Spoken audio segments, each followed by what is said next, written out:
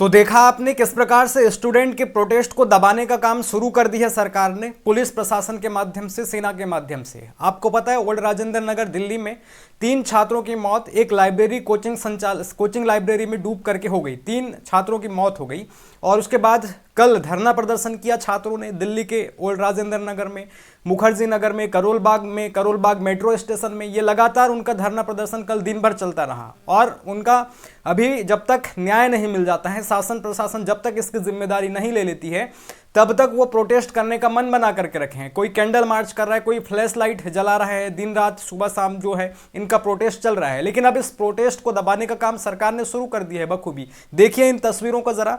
ये जो तस्वीर आप देख रहे हैं ये मुखर्जी नगर नेहरू विहार की तस्वीर है। वहां पर वर्धमान प्लाजा है और इस वर्धमान प्लाजा में ढेर सारे कोचिंग क्लासेस संचालित होती है और यहीं पर दृष्टि आईएएस की हिंदी माध्यम की कोचिंग संचालित होती है, जिसके डायरेक्टर जो है फाउंडर विकास दिव्यकीर्ति सर हैं।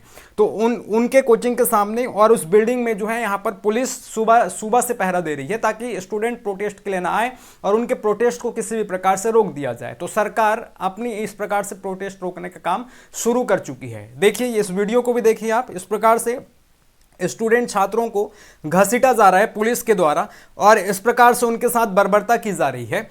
पुलिस लाठियां चार्ज भी कर रही है, उनको डिटेन करेगी, दिन भर उनको थाने में बंद करेगी। क्योंकि मैं अपनी आप बीती बता रहा हूं, पिछले साल भी हमने सीसेट के खिलाफ प्रोटेस्ट किया था। सीसेट जब आउट ऑफ सिलेबस आया था पिछले साल यूपीएससी में, तो हमने भी धरना प्रदर्शन किया था मुखर्जी नगर में, जंतर मंतर में, दिल्ली के कोने कोने में भी हमने धरना प्रदर्शन किया था। तब भी हमको प्रोटेस्ट नहीं करने दिया गया था और हमको उठा करके थाने में डाल दिया जाता था। दिन भर हमको जो है डिटेन करके थाने में बैठाल करके रखा जाता था। वही काम यहां पर प्रशासन ने शुरू कर दी है। पुलिस प्रशासन ने पूरा काम अपना कंधे पर ले लिया है, जिम्मेदारी उठा लिया है। लेकिन सवाल मेरा आपसे है कि और सरकार से है कि इस प्रकार से जो हादसा हुई है वहां पर ओल्ड राजेंद्र नगर के राउस आईएएस कोचिंग जो वहां संचालित होती है, जिसके बेसमेंट में लाइब्रेरी चल रही थी और वहां पर पानी भरने से 3 छात्रों की मौत हो गई, तो उसकी जिम्मेदारी कौन लेगा?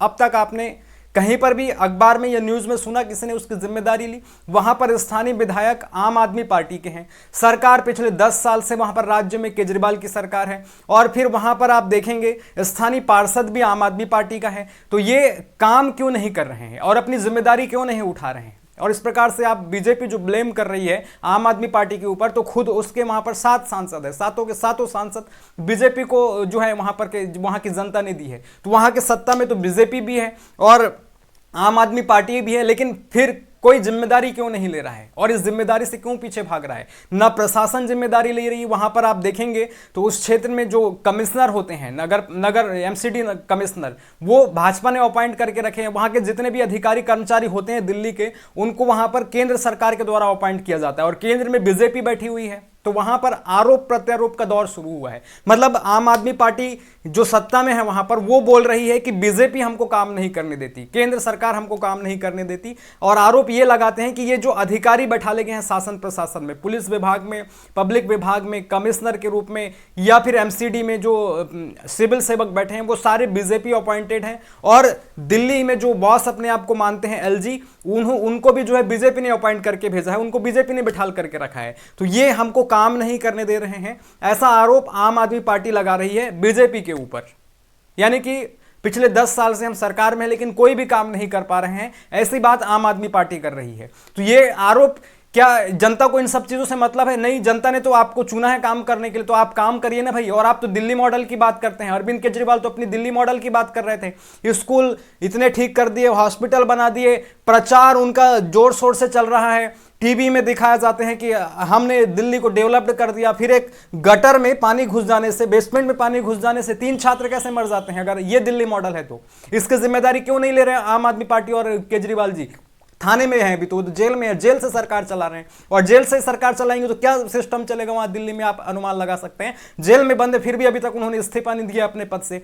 तो इस प्रकार से वो आरोप लगा रहे हैं बीजेपी के ऊपर और ये भी कह रहे हैं कि आम आदमी पार्टी वाले कि हमको दिल्ली को पूर्ण राज्य का दर्जा दे दीजिए, और पूर्ण राज्य का दर्जा देने के बाद पूरा अधिकार हमको दे दीजिए, और जो ऑफिसर्स होते हैं, जो सिविल सेवक होते हैं, उनको अपॉइंट करने का, ट्रांसफर करने का सारा अधिकार हमको दे दीजिए, दिल्ली सरकार को दे दीजिए, आम आदमी सरकार को दे दीजिए, केजरीवाल सरकार को दे दीजिए। और उसके बाद इस प्रकार की किसी प्रकार की घटनाएं होंगी तो हम सबसे पहले इस्तीफा देंगे और हम होंगे अरविंद केजरीवाल से इस्तीफा मांगने वाले। ऐसी बातें वहां के नेता, आम आदमी पार्टी के नेता कह रहे हैं, उनके अपने स्थानीय नेता कह रहे हैं। लेकिन ये बात क्या एकदम सही से जायज होगा? वहां के पार्षद, वहां के विधायक, वहां के जल मंत्री, ये सारे आम आदमी पार्टी के हैं। आतिशी वहां के जल संसाधन मंत्री है और विधायक भी वहां के आम आदमी पार्टी के हैं, स्थानीय विधायक। तो इन्होंने अब तक अपनी जिम्मेदारी क्यों नहीं ली? इस प्रकार की घटना वहां पर घटी तो ये बड़ा सवाल निकल करके आता है। और केवल आरोप लगाने से उनका पाप नहीं धुल जाएगा, जिम्मेदारी उठानी होगी।